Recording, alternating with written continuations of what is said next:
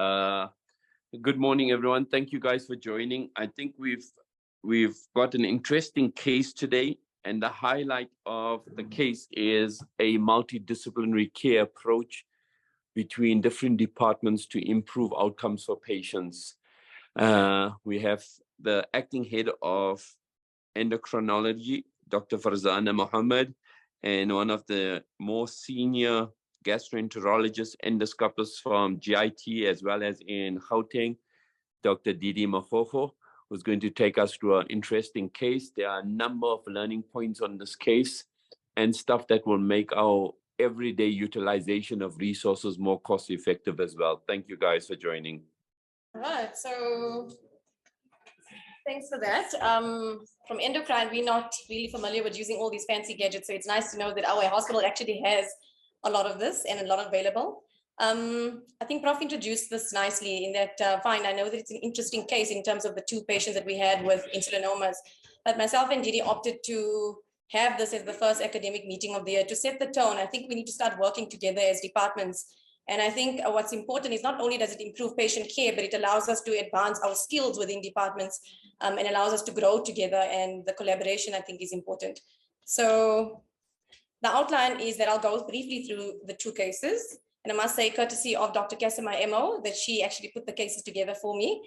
We'll go through a diagnostic approach with regards to hypoglycemia. It was covered last year by my fellow, so I'm not going to go into a very detailed approach on that. And then we'll go through the bulk of the talk, which is essentially diagnostics and management principles for neuroendocrine tumors and specifically insulinoma. So case 1 was a 46-year-old male, and he was a factory worker by profession. He was a background hypertensive on a well-controlled on a thiazide diuretic, and otherwise had no background history of diabetes or any family history of diabetes. And why do I mention a family history of diabetes with hypoglycemia? Is generally you need to especially ask and probe about drugs, accessibility to drugs, other agents, insulin to the patient. He otherwise had no ethanol history or recreational drug use. When he presented to us, he presented being referred from a peripheral hospital. So he was found collapsed unconscious at work, and he was found to be hypoglycemic at the local clinic. We didn't actually have the actual glucose reading on arrival at the clinic. On further questioning, he reported having multiple previous episodes of dizziness, diaphoresis over the preceding 6 months, and he reported that it was all aborted with sugary drinks. This was associated with significant compensatory eating and a significant weight gain of about 15 kgs over the last few months prior to admission. He did have hypoglycemic unawareness when he arrived, which was a concern to us, but again, no history of exogenous insulin or sulfonylurea use. Otherwise, the examination was rather unremarkable, except for that of a BMI of 30. So in the ward, he had a glucose of about 3.9 on arrival. He had multiple episodes of hypoglycemia in first 24 hours when he was admitted. And we opted to start the 72-hour fast, which was aborted very quickly within 4 hours where he reached endpoint. He was maintained on a dextrose infusion, and we then proceeded to management, which I'll go through later. Case 2 is a 58-year-old female, and these were all patients, 2 patients within a year. So they did tend to cluster together. We always say our patients cluster together with the rare conditions. She was a professional nurse, a highly functional professional nurse, previous trauma unit manager, and she presented with a 3-month history of dizziness, diaphoresis, fatigue, weight gain, and she specifically reported that she just lost this interest in self-grooming and she was quite forgetful. Also reports that she kept a lot of glucose powder, sweet snacks, sugary beverages to compensate, and also presented with hypoglycemic unawareness. She presented unconscious with a glucose of 1.2. On her background history, she does give a history of having a COVID-19 infection, of which she reported to be mild to moderate. However, she didn't require hospitalization. It did, however, lead to her leaving work. Whether her leaving work was actually due to her COVID or her actual underlying condition is really unknown. She was treated for depression for many years, and she was on citalopram for that, and otherwise reported no other recreational drug use and was of sober habits. Again, her examination, besides that of a BMI of 59, was otherwise unremarkable. So I asked the question, what do these 2 cases have in common? And I think what's important, as you can see from these cases, that they have a prolonged history of very non-specific symptoms, sweating, anxiety, and because of this, 20% of patients with insulinoma go undiagnosed and even misdiagnosed, where they either diagnose, like in our case, a psychiatric disorder, depression, a neurological disorder, epilepsy. And it's been reported that the median duration of symptoms can actually go on to about 1.5 years before presentation. And in some cases, even decades. I think as clinicians, we focus a lot in terms of the cardiovascular consequences and the neurological consequences. But what we tend to forget is the psychological, the societal impact, and the economic impact that it has on patients. Simple things like not being able to drive, being unable to perform activities of daily living, our patient needed a carer, the loss of a job, breakdown in family relationships. I think these are all important concepts that we need to not neglect when we manage these patients. Cognition and impaired cognition is always important. There's a study that was done recently with 34 insulinoma patients, whereby they performed a MOCA, and the MOCA, I'm sure you guys are familiar with, is a form of cognitive assessment tool. And this was performed pre and post-operatively. So just over 50%, so 53% of these patients had screened to be having positive cognitive impairment.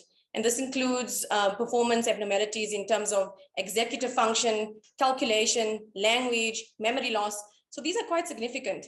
This study did show that at 1 year post-op, almost all these patients had recovered, with 70% actually reaching normal cognitive function. There is a variation in studies with regards to cognition, but there is at least a room for improvement if we diagnose it early. Loss of awareness, as in both our patients, is extremely important. And it's generally the mechanism has to do with serial adaptations that goes on at a neural level. There's a left shift in the glucose excitatory neurons, where they tend to not hyperpolarize, requiring a lower glucose cutoff in order to trigger off responses. And I put this here because I may mention evidence, but sometimes it's good to put it in perspective. And I know most of you must have either read the book or actually watched the movie, A Beautiful Mind with Russell Crowe. And it was actually the life of a mathematical genius and Nobel Prize winner of, I think it was economics, John Nash. He presented with severe schizophrenia and psychosis, and his colleagues, all academic colleagues, insisted that he be admitted and was basically undergoing insulin shock therapy. And what they would do back in the day is that they would think that this would be the best curative measure of psychosis and schizophrenia and induce severe hypoglycemia in these patients. The hypoglycemia obviously induces convulsions, which is a modality of treatment in terms of schizophrenia, electroconvulsive therapy is. But a study was done at the time where they looked at it, and most of these patients that actually responded or were thought to respond, where they were now subdued, were less hostile in terms of their psychosis, had significant brain damage. So I think we must not neglect the fact of hypoglycemia and the effects that it has. So briefly, a diagnostic approach to understand the diagnosis. And I see we got a lot of students here in the back in the audience. You need to understand the physiological response. And with regards to the physiological response, our body is set to maintain a glucose level, and we try and always regulate this glucose homeostasis. So if you look at it, it's important to remember and see here that the onset of counter-regulatory responses actually occur much earlier than the onset of symptoms. So it starts at a level of 4.5, where we have to have suppression of that endogenous insulin. And that's within a normal glucose range. Counter-regulatory hormones like adrenaline and glucagon at a level of 3.8, and usually cortisol at a level of about 3.3. So this list is not a list that I actually want to spend time on, but I put it here because students, I expected the students in the audience, we always see them trying to memorize lists and trying to regurgitate lists. And I think that's what we need to move away from. We need to develop an approach. And this is also from their Bible, the Oxford Handbook. It's a mnemonic that they tend to use for hypoglycemia called Explain. But I think what you need to gain from this talk, the students, is that you need an approach with the patient at the bedside. And an approach to hypoglycemia would be that they are either seemingly well or they have concurrent illness. If a patient is really ill, think about causes like a non-benign lesion, sepsis, multi-organ failure, and only move down the real route in terms of a patient being well with regards to the cause being that of hyperinsulinemic hypoglycemia. So who do we actually investigate? Surely we can't investigate every person that comes in with a documented hypoglycemia. So the key is that they have to fulfill Whipple's triad. This is the critical sample that the interns are usually called in the middle of the night to do, and they don't really know what to do. And these are the bloods that we tend to pull. It's a glucose, cortisol, and insulin with a paired C-peptide. And we're lucky enough to have a sulfonylurea screening test available at this hospital for those of you that don't utilize it. The only thing is that I've recently checked on these sulfonylurea screens, and they actually don't test for the sulfonylurea that we use in state. So they're testing for glycoside, but not glimepiride. So briefly, in terms of a interpretation of lab results, if you have an inappropriately elevated insulin with a low glucose, it usually speaks to that of hyperinsulinemic hypoglycemia, and causes obviously will include that of endogenous or exogenous causes, and it's important to exclude that of oral hypoglycemic agents. The C-peptide becomes important to differentiate between endogenous and exogenous, but it also becomes important because there are sometimes an overlap with regards to patients. You may have a normal patient who actually has hypoglycemia if you're doing a 72-hour fast, and you have a few in patients with insulinoma who actually don't reach that hypoglycemic threshold. So that C-peptide is important because normal individuals will not have an elevated C-peptide as compared to those with an insulinoma. Just before I move on there, the Mayo Clinic is usually the biggest cohort of insulinoma patients. And there's been this push towards whether we do 72-hour fasts or whether we actually do 48-hour fasts. And I think the evidence still points that we push on to 72 hours, purely because within that first 12 hours, up to about 45% will reach their hypoglycemic threshold. Within 24 hours, it's about 65%. And beyond 48 hours, it's 95%. That period in the last day, approaching 48 to 72 hours, 5% of people can go missed. And there's some studies that even reported up to 14%. So I think we still need to continue with the 72-hour fast, especially because we don't have pro-insulin available, which usually can be a marker to help. So in our patient, the glucose was evidently low with an inappropriately elevated insulin, about 1.5 times the upper limit of normal, and that of the C-peptide being elevated. Cortisol was otherwise normal and an appropriate response for that level of hypoglycemia. And the ketones we do for testing, and as well as the glucagon test, is based on the premise that insulin is anti-ketogenic. So this level was appropriate and in keeping with hyperinsulinemic hypoglycemia. The second patient, also low glucose with an inappropriately high insulin and C-peptide level, and again, ketones that were otherwise in keeping with hyperinsulinemic hypoglycemia. So our working diagnosis at this point, based on the biochemistry, was that of endogenous hyperinsulinism and an insulinoma. So we all fixate, and usually at the clinic, we're always doing chromogranin A's. What is the value of a chromogranin A? And as you can see, both our patients' levels are normal. So do we have a role to still perform a chromogranin A? It is a reliable diagnostic tool and diagnostic tumor marker for prognosis as well in patients with neuroendocrine tumors. But in terms of insulinomas, it's not a great tool. So this was a study looking at patients with insulinoma, about 90 patients. 2/3 of them had an insulinoma and about 1/3 of them were non-insulinomas, and they compared it to controls.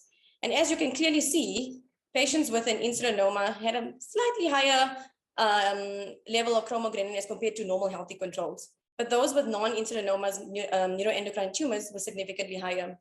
So I think from this, it's important to remember that chromogranin A is not a reliable diagnostic tumor marker with regards to insulinomas. So localization, that's the key. And I think the biggest principle for the students that you can take home from this is don't ever be tempted to localize anything endocrine until you prove biochemically. So the approach is that of a non-invasive and invasive approach. Localization with regards to conventional imaging, it doesn't have a great sensitivity. So in terms of a contrast enhanced CT, the studies vary, but it's usually up to 64%, with this retrospective analysis showing 55% of patients being picked up in terms of localization. MRI is better sensitivity and it goes up to about 90%. But again, generally in terms of localization, it averages around 60%. And transabdominal sonars, unfortunately, are not very accurate. And the reason is these tumors are small. Majority of them, or 90% of them, are less than 2 centimeters. 30% of them are less than 1 centimeter. So we need other images and rather other probably invasive and non-invasive measures to assess this. So this is my patient CT, or our patient CT, the first patient, reported as normal by the radiologist on multiple occasions. We then finally got it reported post-surgery again, and they finally changed their mind and found this tiny enhancing ovoid lesion, which was well-defined, margin distorting the normal contour of the tail of the pancreas with a focal central hypodensity. Our second patient was had a positive CT scan at the outset, and whereby she showed about a mass about 2 by 2 centimeters. So this is the diagnostic challenge. What do we actually do when we get that report showing a negative CT? And the recommendations, as you can see on the left, would be that of functional imaging or even that of endoscopic ultrasound. So it all depends on availability, depends on resources available at the site, and also sometimes depends on whether you're suspecting a benign versus a malignant lesion, and I'll go through that. So tumor localization is essentially dependent on this. To understand this, you can see that somatostatin receptors are important in terms of the tumors. And so this forms the modality of treatment using somatostatin as a radionuclide analog in terms of imaging. The accuracy, as I said, depends on whether they're benign or malignant, and also depends on the grading of the tumors and the differentiation.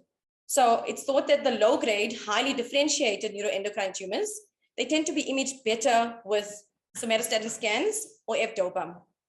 As they become more poorly differentiated and aggressive, it's generally thought that the FDG PET, and the evidence shows the FDG PETs are better. So I don't expect you guys to know the details of this, but rather please be aware that we need to use our multidisciplinary teams to book these investigations. They're expensive. Don't just go and send PET scan forms. We don't understand what we're actually looking for. So as I mentioned, FDG is prognostic with aggressive disease. Gallium-68 DOTA, which we've got available here, is quite a good tool because it's got, these tumors are highly expressive in somatostatin receptors. And F-DOPA, I said, usually when you have the tumor that is not picked up on gallium, or if they have a lower variable expression of somatostatin receptors. So at this center, and I've just spoken to nuclear medicine in terms of the protocol, they still tend to look at using F-DOPA before gallium in terms of insulinomas. However, there is evidence in the literature that actually supports that the gallium actually performs much better than an F-DOPA in these patients. GLP-1 scintigraphy, I want to touch on. I think it's important coming up in the future advances with regards to neuroendocrine tumors, especially insulinomas. The reason is that GLP-1 expression has 100% incidence and is extremely high density in all benign insulinomas, as well as patients with MEN syndrome. Malignant insulinomas lack the receptor.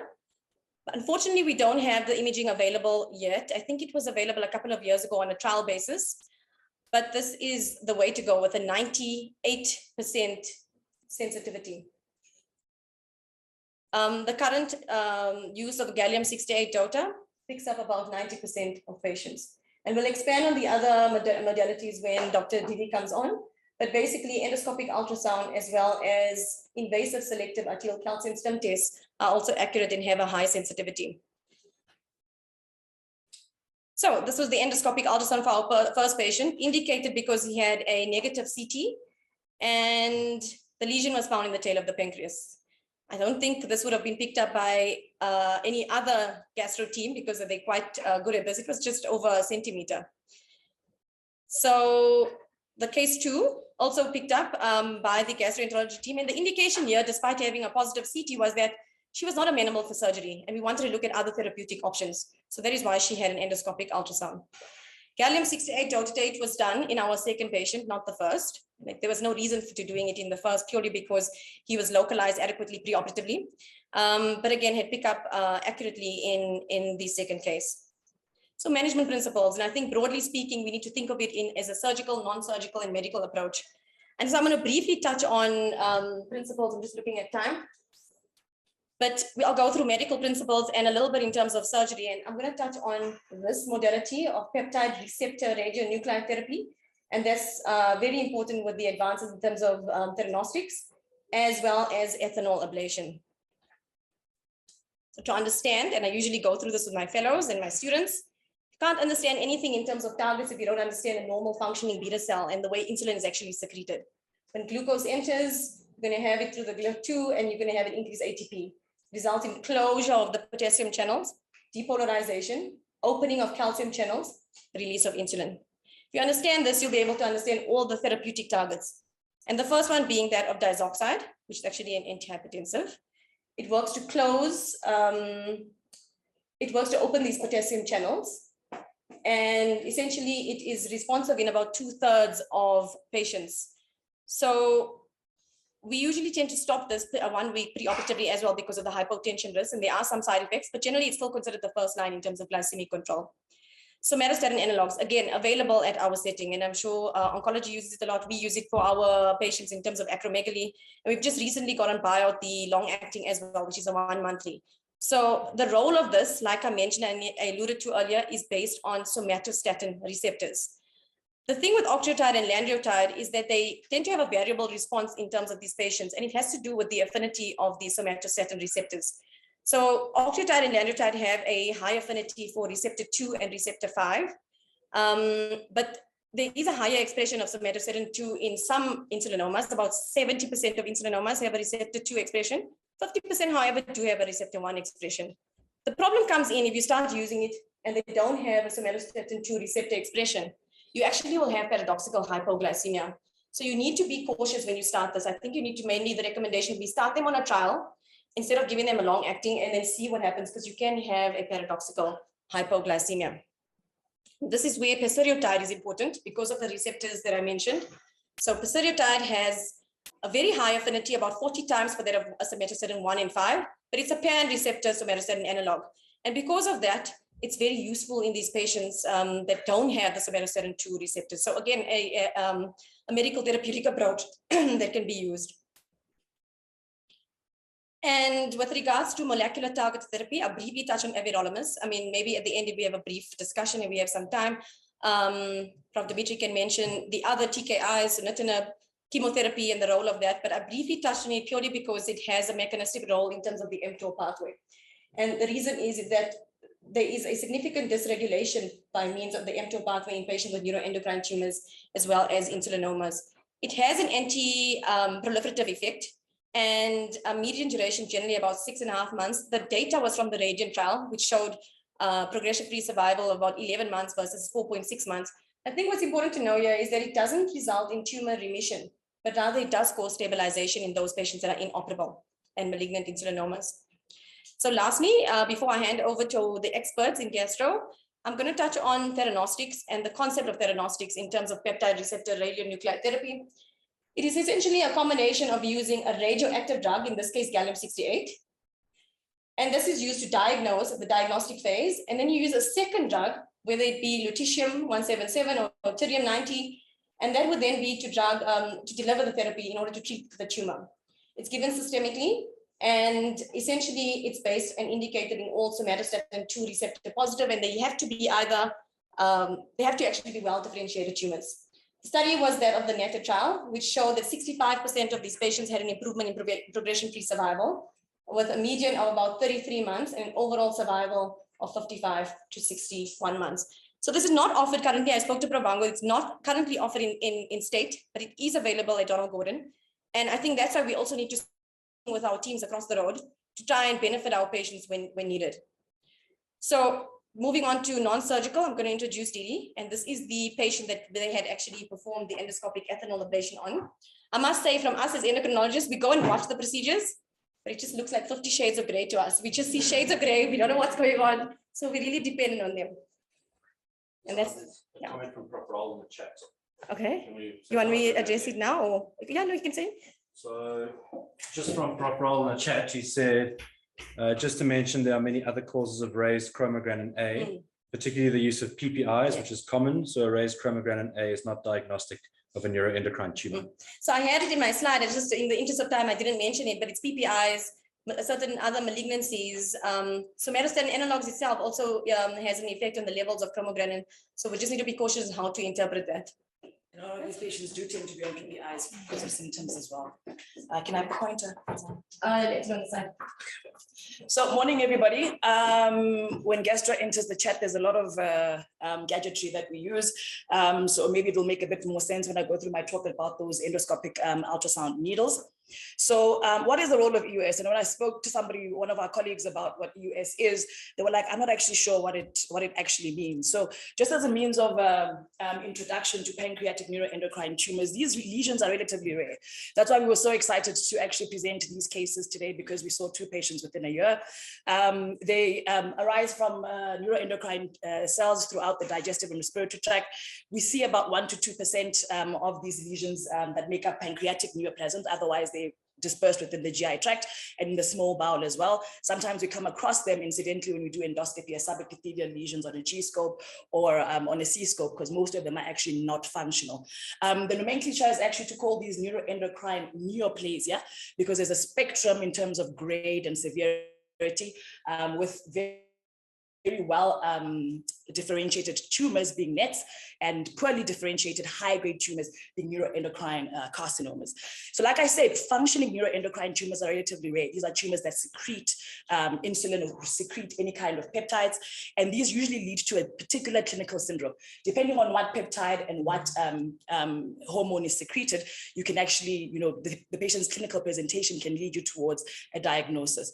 And of these peptides that are secreted and of these pancreatic neuroendocrine tumors, insulinomas are by far the most common, and they make up about 40% of functional pancreatic neuroendocrine tumors. There are obviously other syndromes. The commonest syndrome overall is the carcinoid syndrome. That makes up more than 50% of patients who have secretory tumors, with the typical presentation of a serotonin syndrome. The commonest positioning of the carcinoid lesion will be in the small bowel, which can be quite difficult to actually identify. And we have to look at cross-sectional imaging options. They don't only secrete serotonin, there are other peptides that can be secreted as well that also will result in a serotonin syndrome. As we mentioned, insulinomas and the hypoglycemic syndrome that Farzahna spoke about a little bit earlier, very common as well, or at least second common to the carcinoid syndrome. You also get gastrenomas that lead to hypersecretion of acid. They're usually located in the pancreas or the anterior wall of the duodenum. So sometimes we see them on endoscopy as subepithelial lesions, as I mentioned. The patient will present with severe and refractory peptic ulcers. This is one of the causes of non-healing ulcers that we look for as a GI team. The patient also presents with malabsorption and diarrhea because of hyperacid production that gets delivered to the duodenum that actually inactivates all your pancreatic enzymes. So be aware that these patients can present with steatorrhea and loss of weight as well. And when that is combined, when you have somebody who's presenting with a subepithelial lesion or a gastronoma that you diagnose on biochemistry, as well as the syndrome of malabsorption and diarrhea, that together is known as the Zollinger-Ellison syndrome. You can also have secretion of vipomas and somatostatinomas. Those are very, very rare, and your clinical presentation can vary. But generally, these are patients who are going to present with watery diarrhea.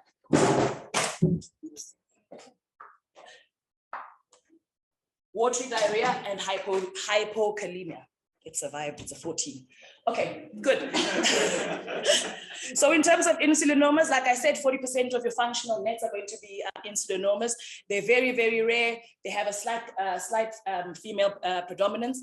Most lesions are going to be solitary, but you can get multifocal lesions even within the pancreas itself. Sometimes your site is going to be pancreas and the rest of the GI tract. Less than 10% of them are going to be malignant, and 10% of them are associated with the MEN1 syndrome. So the problem becomes then, if you have a patient who clinically presents with a syndrome, one of these functional syndromes, is trying to figure out where the lesion is. The major management is going to be surgery and excising these lesions, but to be able to do that, you need to be able to find the lesion first. And that's where endoscopic ultrasound comes in. What is endoscopic ultrasound? Well, it's this novel idea of putting an ultrasound probe at the end of your endoscope. You're able to see two images at the same time, your endoscopic image, as well as your ultrasound image. Came in 1980 with the radial ultrasound, and then got progressively developed into your linear endoscope, which allows us to actually do interventions because it has a working channel there where you can put down a needle, you can inject tumors, you can also sample tissue. It allows us to see through the wall of the stomach or duodenum, depending on where you are, even the esophagus and the mediastinum. It allows us to see all 5 layers of the gastrointestinal tract to derive where lesions that are subepithelial could be coming from. Of course, if it's not a lesion that's in the wall that you're interested in, you're able to see outside of the wall into all the structures that are anatomically related to the stomach. Okay, we're able to evaluate from a depth of 3 millimeters, which you can imagine, that's going to be your stomach wall if you have a subepithelial lesion or a solid tumor there, all the way to 80 millimeters, which is why you can see outside of the stomach and all the related structures there as well. We're able to do a couple of fun things, which means we can stage GI malignancies. We look for lymph nodes, vascular invasion. We look for pancreatic or biliary disease, obviously evaluating the entire HPV tract. We're able to do that. And we're looking for extraluminal abnormalities, even things like vascular lesions, like portal vein thrombosis. And it's always a fun time because we can always intervene on those as well. And the most important part of this procedure is that we're able to perform therapeutics, which I'll get into just now. So in terms of localizing secretory pancreatic nets, we know that EUS is the most sensitive at picking up small lesions. What Farzahna just said now, CT scan can most of the time miss lesions that are less than 10 millimeters. And when your patient presents with a secretory lesion, you need to be able to offer them therapy and offer them resection, which means you need to know where it is. So if you look at this review article that was recently published, looking at the sensitivity of EUS or comparing the sensitivity of EUS versus CT in detecting pancreatic neuroendocrine lesions, you can see that by far at your very small lesions, your EUS outperforms CT scans, and that was clinically significant. At lesions at 5 to 10 millimeters, you're still having EUS coming out as your best modality for localization. And remember that CT interpretation also can be, I suppose EUS is as well, operator dependent, depending on who's looking at the pictures at what time of the night.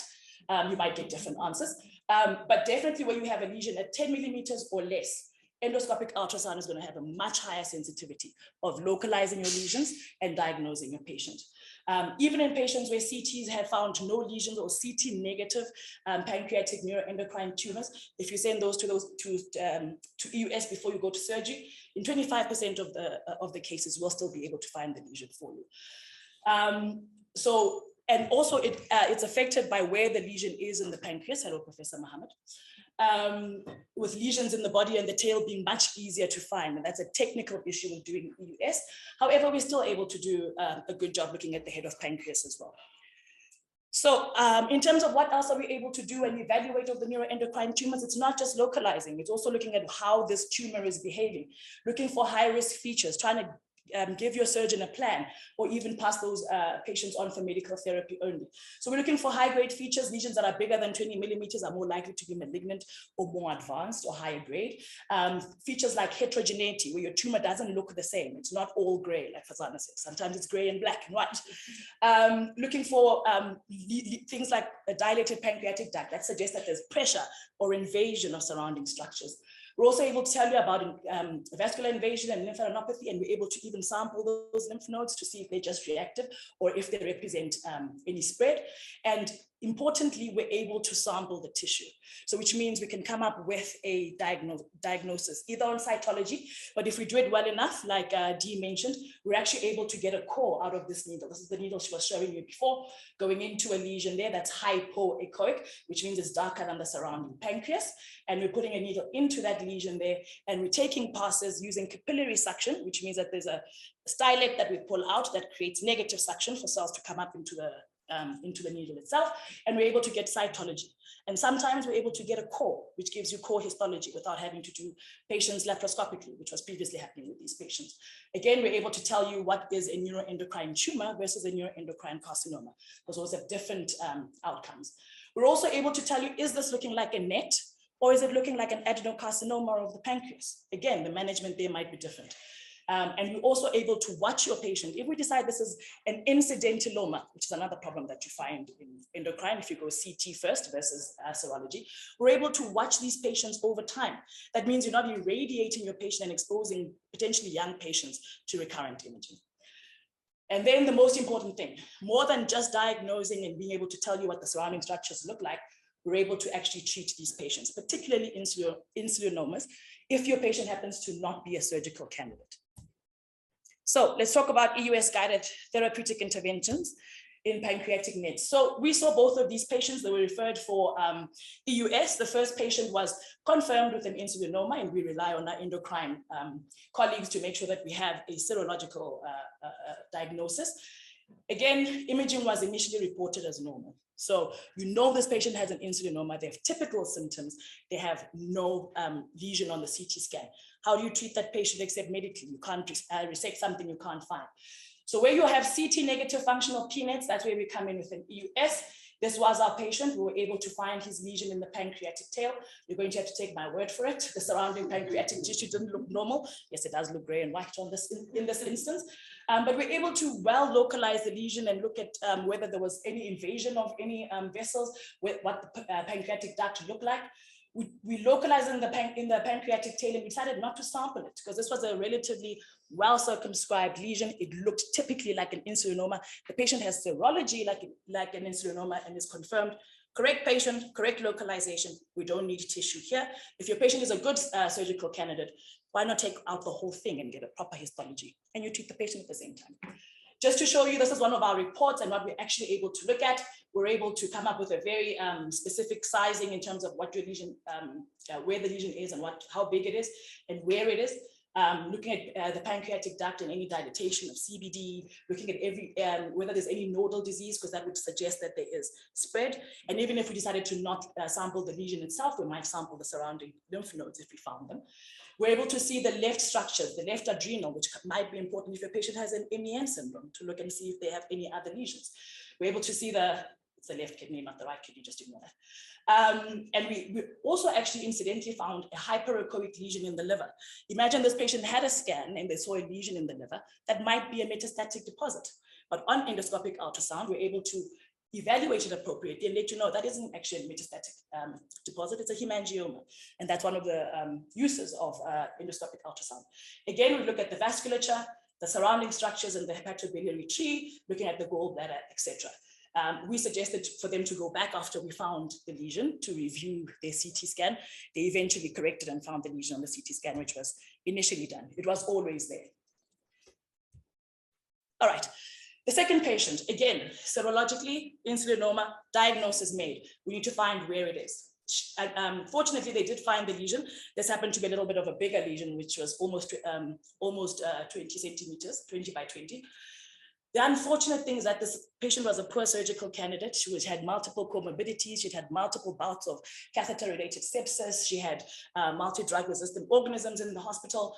And this lesion was in the head of pancreas, unfortunately, which means that to resect something that's in the head of pancreas, if you think about all the vascular associations, the CBD, etc., the duodenum, the resection of something like that is going to be a lot more involved and might even include a Whipple's procedure. And this lady was not going to survive something like that. Okay.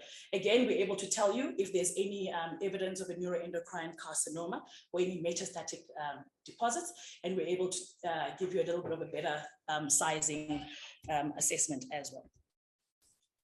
So in terms of actually treating these patients, you have a patient now that has a diagnosis, we've localized the tumor, we know where it is. The primary therapy should be surgery, but we can't perform it. This patient will not survive such an extensive surgery. So what do we do? So lately with the advent of EUS and sampling and a whole lot of procedures and gadgets that we can put down the endoscope, we have we're able to deliver ablative therapies to pancreatic lesions. Initially, these procedures like ethanol injection or radiofrequency ablation were performed for patients who had pancreatic ductal adenocarcinomas who couldn't go for surgery, and they were palliative procedures. Then we figured out, but what if we treated patients who actually had benign disease who can't have surgery either? So, and particularly for patients who have secretory insulinomas, who have a high mortality if you don't treat the secretion and the peptide production.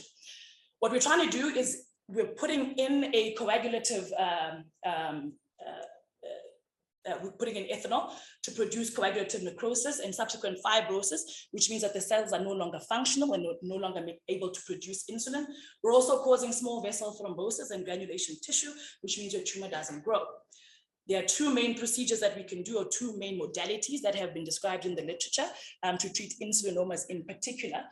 And one of them is endoscopic radiofrequency ablation, which is involves the placement of a probe into the lesion, and we apply heat into the insulinoma itself.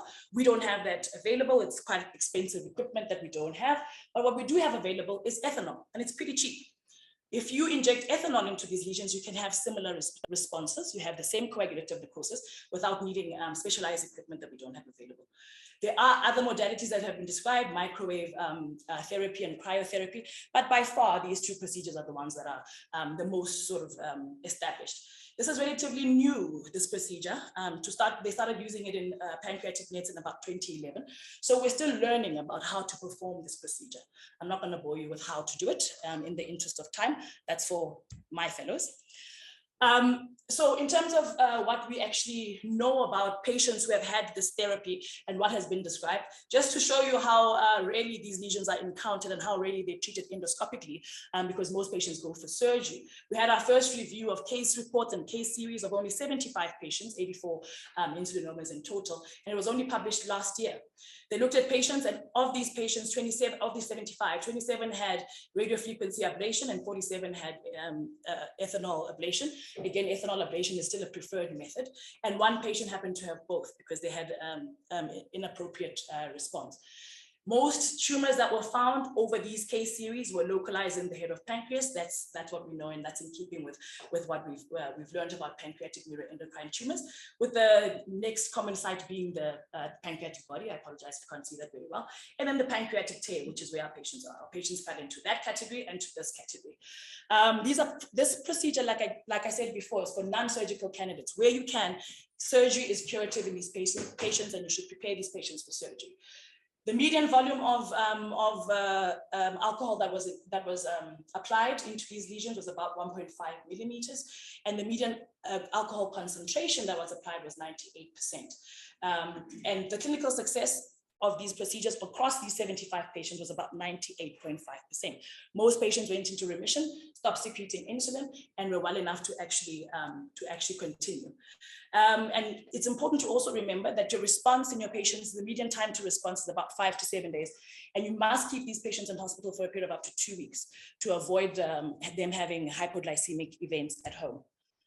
So in terms of endoscopic ultrasound guided ablation, the median size of insulinomas across these patients were between 13 and 10 millimeters. Again, remember, that's the size that you're going to probably underestimate on your CT scan, and you must localize these patients with EUS again.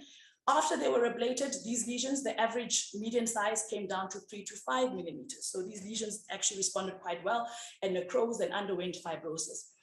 These patients all had sustained biochemical response. These are patients who would have continued to have insulin secretion and probably would have had high mortality within that year had they not been treated with any other modality because they were not surgical candidates.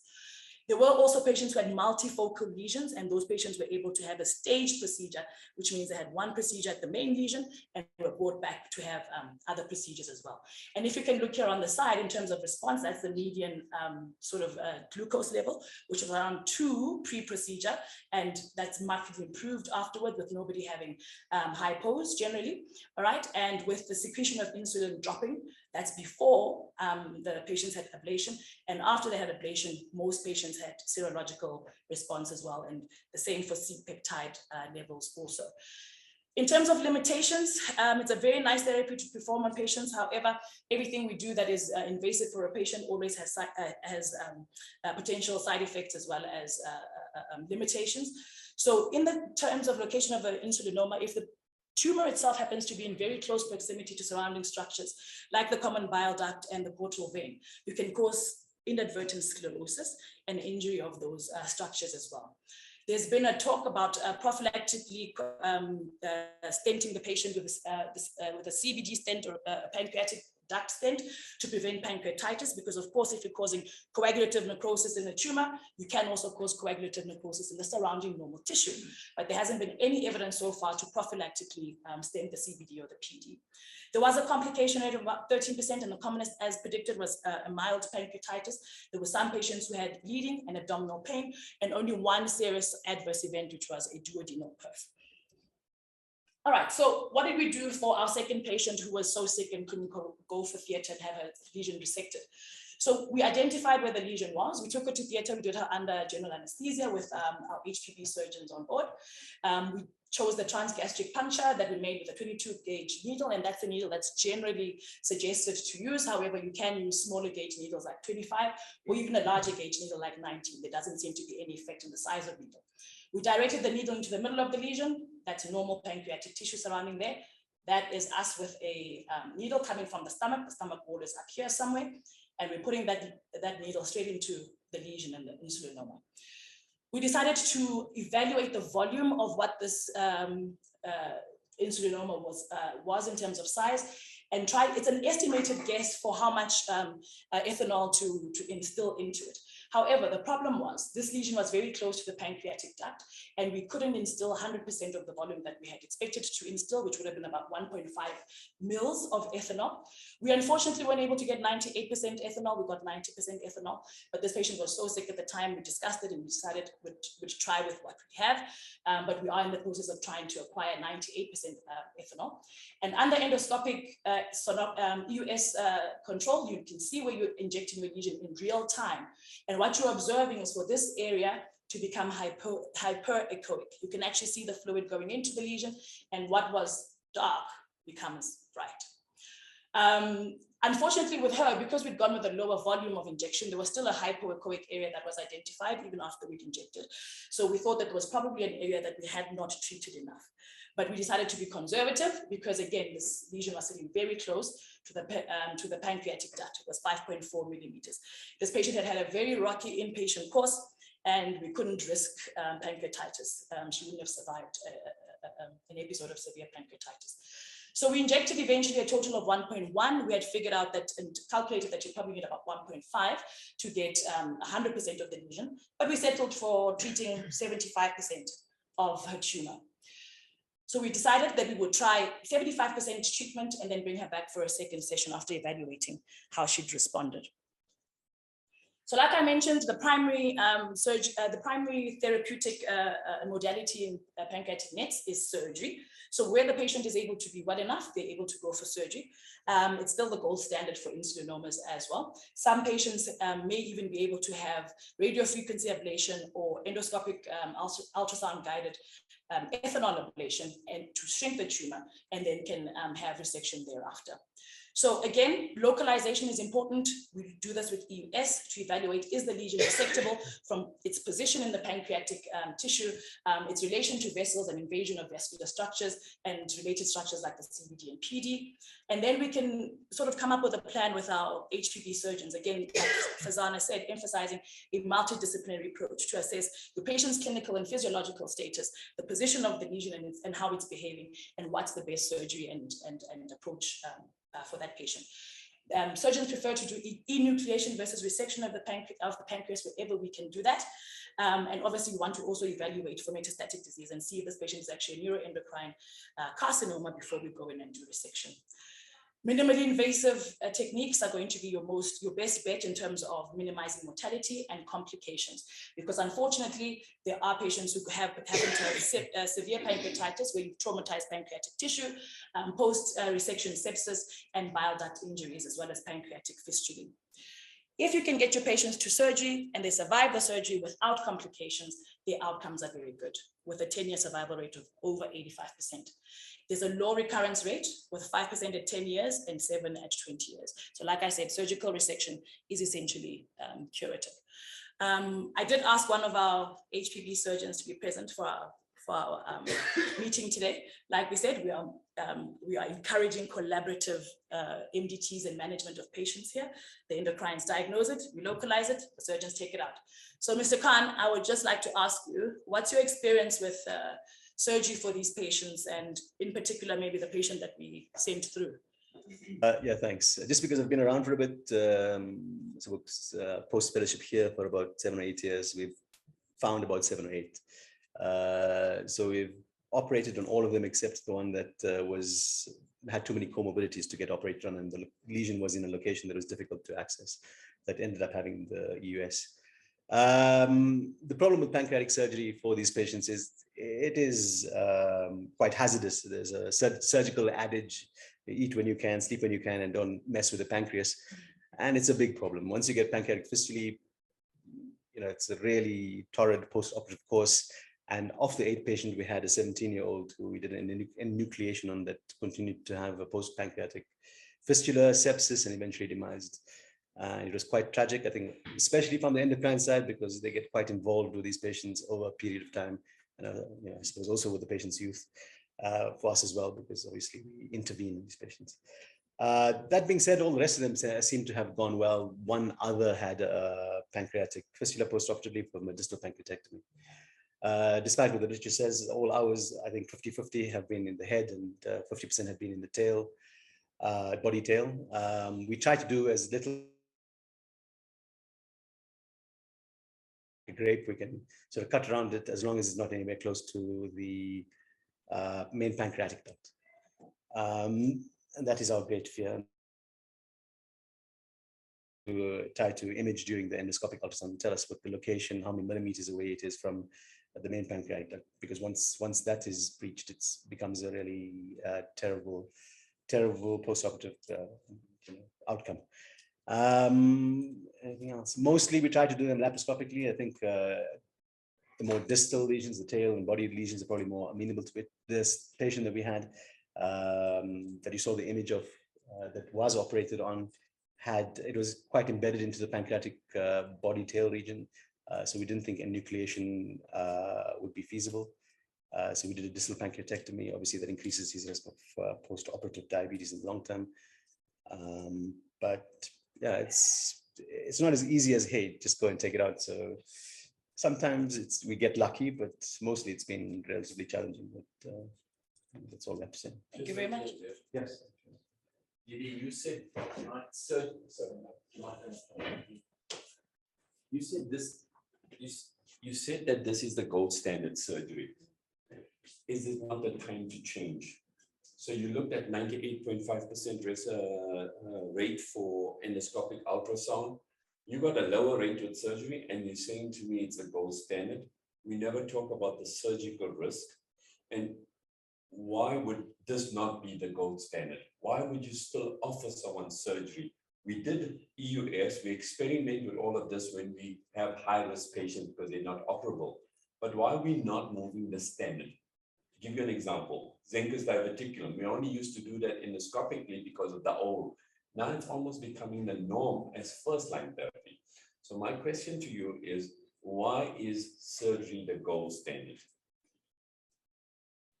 Because it's a rare disease and they only have so many patients, and the majority of them have been treated surgically. I think it's not unreasonable to think that, especially deeper lesions, that you're taking away, you have to do resective procedures for them.